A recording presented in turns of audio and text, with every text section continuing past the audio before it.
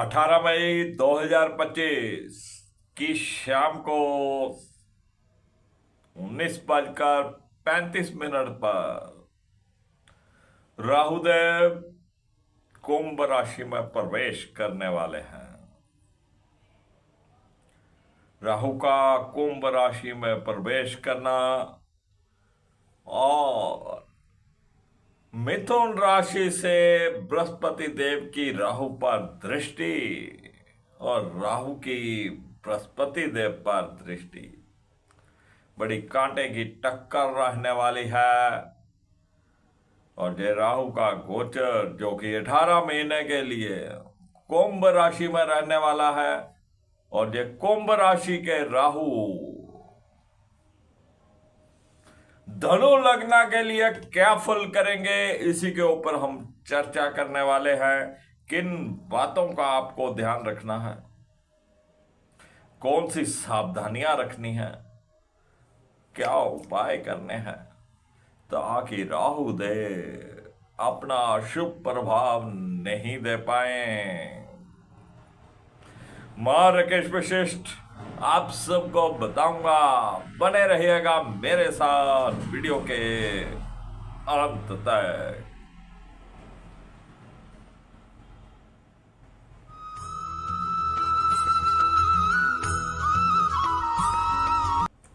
मां राकेश वशिष्ठ आप सबका स्वागत करता हूं। बात करने वाले हैं राहु के गोचर की, जो कुंभ राशि में होने जा रहा है। धनु लग्न के लिए क्या फल करने वाला है। धनु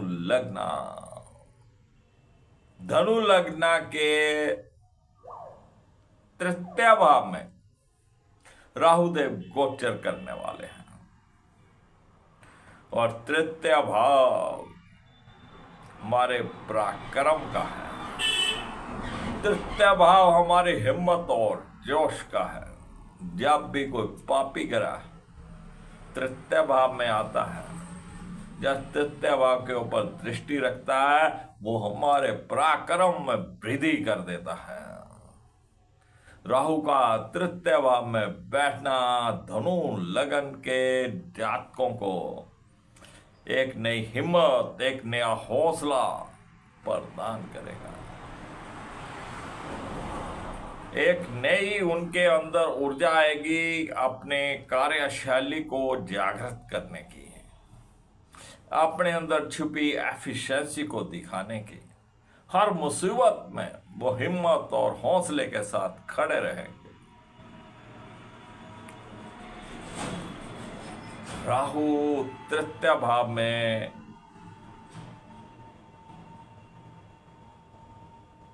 ये शुभ काम तो आपके लिए करेगा ही, लेकिन आपके जो छोटे भाई बहन हैं, दोस्त मित्र हैं, अड़ोसी पड़ोसी हैं, उनके साथ थोड़ा सा मतभेद हो सकता है, क्योंकि आपका पराक्रम बढ़ेगा तो दूसरा व्यक्ति अपने आप को थोड़ा डाउन महसूस करेगा। तो आपको अपने छोटे भाई बहनों के साथ, दोस्तों मित्रों के साथ अच्छे संबंध स्थापित करके रखने हैं। वो आपका सहयोग कम करेंगे। हो सकता है आपकी बात को थोड़ा बहुत वो टालने का प्रयास करें, लेकिन आपको उनके इस तरीके के स्वभाव को इग्नोर करना है। अपनी तरफ से उनका पूरा आदर सम्मान करना है। किसी भी प्रकार से उनके साथ आपने मतभेद उत्पन्न नहीं होने देने, अपनी तरफ से मत होने दीजिएगा। तृतीय भाव से राहुदेव की नवम दृष्टि एकादश भाव के ऊपर रहेगी। एकादश भाव जो कि हमारे छोटे बड़े भाई बहनों का है, हमारी इच्छा पूर्ति का है, हमारे आय के साधनों का है, लाभ का है। राहुदेव की ये दृष्टि जो एकादश भाव के ऊपर रहेगी, तो आपको आपके बड़े भाई बहनों का सहयोग थोड़ा कम मिलेगा। उनके साथ कोई वैचारिक मतभेद रह सकते हैं, लेकिन आपको अपनी तरफ से पूरा प्रयास करना है कि बड़े भाई बहनों के साथ आपके संबंध खराब नहीं हो। आपने अपनी तरफ से नहीं करने हैं। अगर आपने अपनी तरफ से अगर इन संबंधों को खराब किया तो बृहस्पति देव भी खराब हो जाएंगे। बड़े भाई बहनों का कारक बृहस्पति देव होते हैं। अगर आपने छोटे भाई बहनों के साथ संबंध खराब किए तो मंगल देव खराब हो जाएंगे, क्योंकि मंगल देव छोटे भाई बहनों के कारक रहते हैं। तो अपनी तरफ से छोटे भाई बहनों के साथ, बड़े भाई बहनों के साथ संबंध खराब नहीं करने हैं। अब राहु देव की ये नवम दृष्टि जो एकादश भाव के ऊपर है, आपकी इच्छाओं की पूर्ति के लिए भी आपको बहुत भाग दौड़ करवाएगी। आसानी से नहीं होगा, मेहनत करनी पड़ेगी उसके लिए। आय के साधनों के लिए भी राहु देव आपको बहुत भाग दौड़ करवाएंगे, बहुत मेहनत करवाएंगे। और जो व्यापार में है, अगर वो अधिक लाभ के चक्कर में, ज्यादा मुनाफा कमाने के चक्कर में अगर किसी को आपने उधार दे दिया, किसी नई पार्टी को उधार दे दिया, तो फिर पैसे फंस सकते हैं। तो किसी नई पार्टी को उधार देने से पहले 100 बार सोचिएगा। आय के साधनों के लिए आपको बहुत मेहनत करनी पड़नी है। एकादश भाव जो कि हमारी इच्छाओं से संबंधित है, तो हमारी इच्छाएं भी यहां पर बड़ी भाग दौड़ के बाद पूर्ण होने वाली है।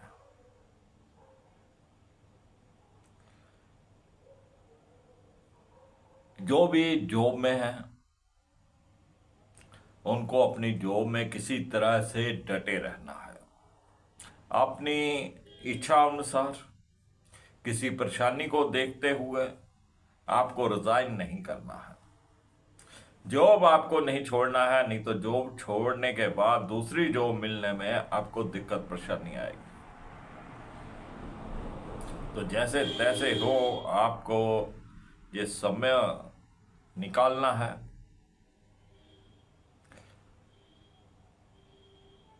और जहां से तृतीय भाव से राहु देव की जो पंचम दृष्टि है, वो सप्तम भाव के ऊपर रहने वाली है। सप्तम भाव जो कि हमारे वैवाहिक जीवन का है, हमारे लाइफ पार्टनर का है, हमारे हस्बैंड वाइफ के आपसी तालमेल का है, हमारे दैनिक जीवन का भी है, हमारे दैनिक व्यापार का भी है, हमारे लाइफ पार्टनर के साथ साथ बिजनेस पार्टनर का भी है। तो राहु की ये दृष्टि जो कि सप्तम भाव के ऊपर रहने वाली है, पति पत्नी संबंधों में कुछ खटास पैदा कर सकती है। आपसी तालमेल की कमी रह सकती है। आपके लाइफ पार्टनर की सेहत में कुछ उतार चढ़ाव हो सकते हैं।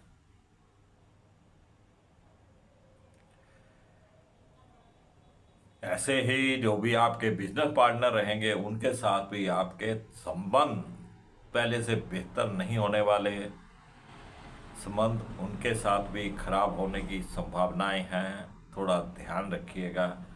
जो विवाह योग्य है, धनु लगन वाले जो विवाह योग्य है, जिनके लिए लड़का या लड़की देखा जा रहा है, रिश्ता ढूंढा जा रहा है, तो उनके रिश्ते में भी राहु देव कहीं ना कहीं रुकावटें खड़ी करेंगे।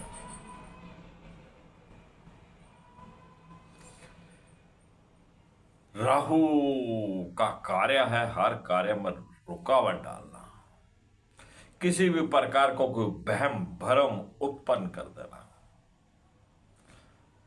आपका रिश्ता तय हो गया, सारी बातें तय हो गई, उसके बाद अचानक कोई ना कोई ऐसी बात निकलेगी कि रिश्ता टूटने के कगार पे आ जाएगा। कोई ना कोई वहम भरम उत्पन्न हो जाएगा। रिश्ते की बात चलते चलते अचानक रुक जाएगी, बस किसी ना किसी वहम भरम से कोई ना कोई भांजी मार देगा।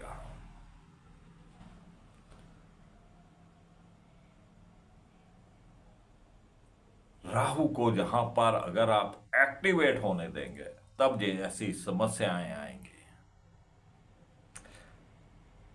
आपको नीला रंग पहनना छोड़ देना चाहिए। जो विवाह योग्य हैं उनको नीला रंग पहनना छोड़ देना चाहिए। जब भी आप लड़का देखने जाएं, लड़की देखने जाएं, कोई सेरेमनी है, कोई भी आपका फंक्शन है, तो आपको नीले रंग के कपड़े नहीं पहनने हैं। पति पत्नी जो विवाहित हैं उनको भी नीले रंग के कपड़ों से परहेज करना है। नीले रंग को कम से कम इस्तेमाल करें, जान इस्तेमाल करें ही नहीं। और अपने बेडरूम के अंदर भी नीले रंग का इस्तेमाल अगर है तो उसे हटा दें।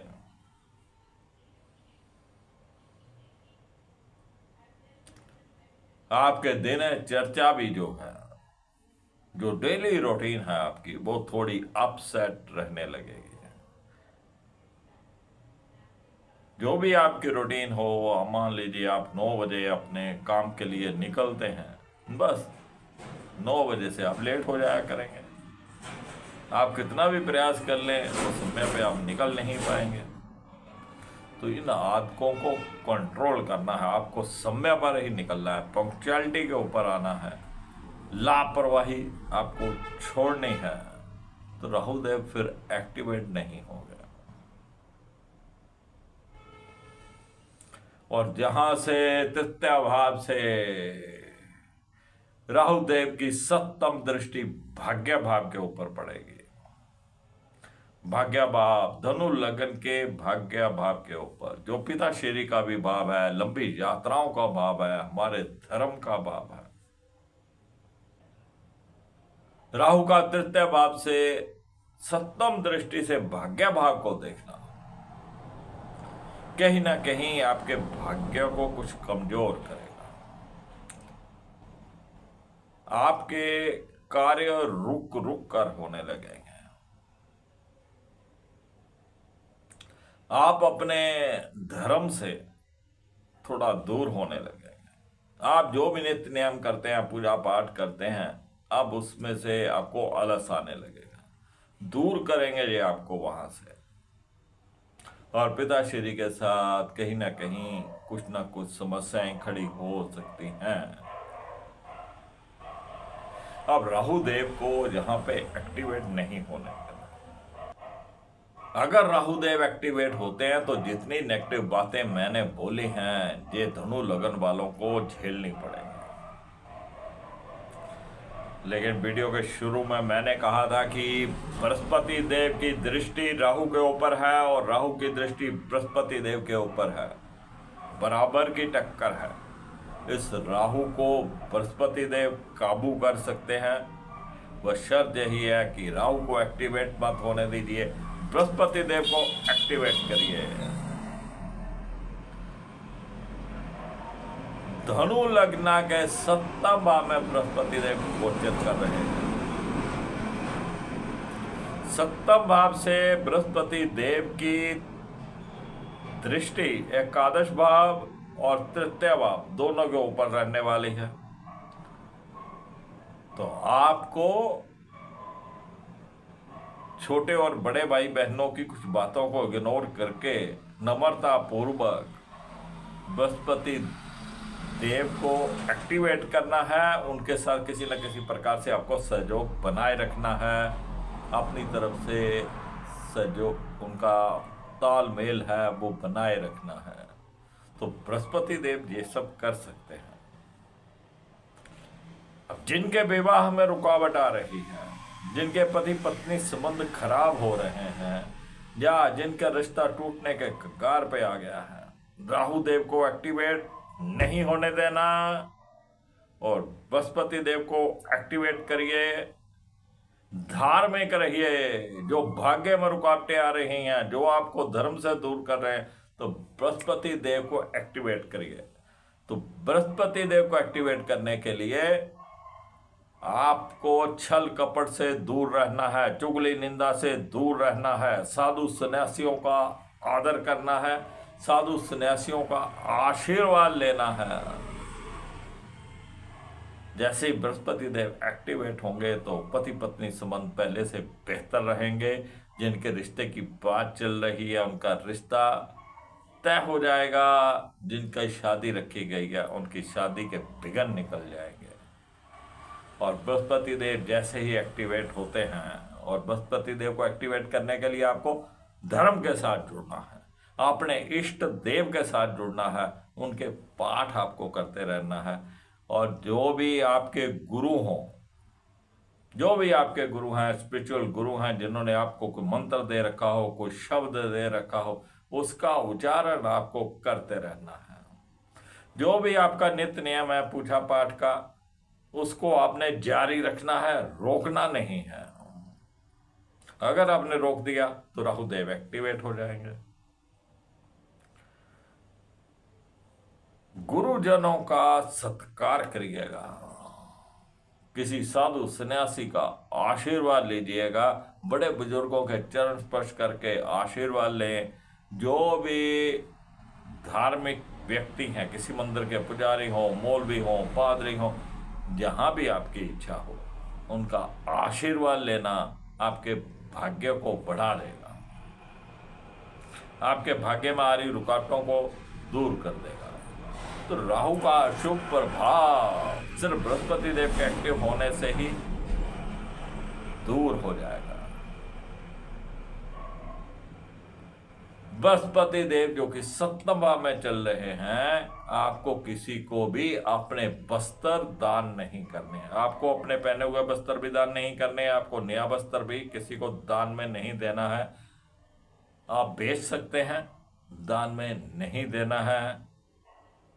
लाल गुंजा, जिनको पुराने जमाने में रत्तियां कहा जाता था, जो कि लाल रंग की होती है और उसका मुख काला होता है, इनको पीले कपड़े में बांधकर अपने लॉकर में रखिएगा तो बृहस्पति देव आपको शुभ फल देगा।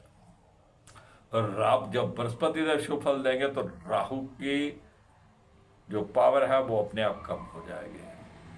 और आपको चुगली निंदा से बचना है। अगर आप चुगली निंदा करेंगे, एक दूसरे की टांग खींचने का प्रयास करेंगे, तो राहुदेव एक्टिवेट हो जाएंगे। तो राहु को एक्टिवेट नहीं होने देना। कुल मिलाकर राहुदेव जो भी शर्तें करेंगे उसको काबू किया जा सकता है। धनु लगन के लिए पराक्रम में वृद्धि करेंगे, हिम्मत जोश आपके अंदर बना रहेगा। तो फ्रेंड्स, ये था राहु का गोचर। फिर भी अगर आपको कोई दिक्कत लगे तो राहु देव के मंत्र का उच्चारण कर लीजिए। ओम ब्राम ब्रीं ब्रौम स राहवे नमः। ओम ब्राम ब्रीं ब्रौम स राहवे नमः। इन मंत्रों का उच्चारण करिएगा, संकल्प के साथ करिएगा कि राहु देव अपना अशुभ प्रभाव हम पर नहीं दे। तो फ्रेंड्स, पहली बार इस चैनल के ऊपर आए, हमसे गुजारिश है चैनल को सब्सक्राइब कर लें। सब्सक्राइब करने के बाद जो बेल का आइकॉन आए उसको भी दबाएं। बेल का कोई आइकॉन दबाने का लाभ ये होगा, जो भी न्यू वीडियो हम अपलोड करेंगे उसकी नोटिफिकेशन आपको तुरंत मिल जाएगी। आप उस जानकारी के साथ जुड़ पाएंगे।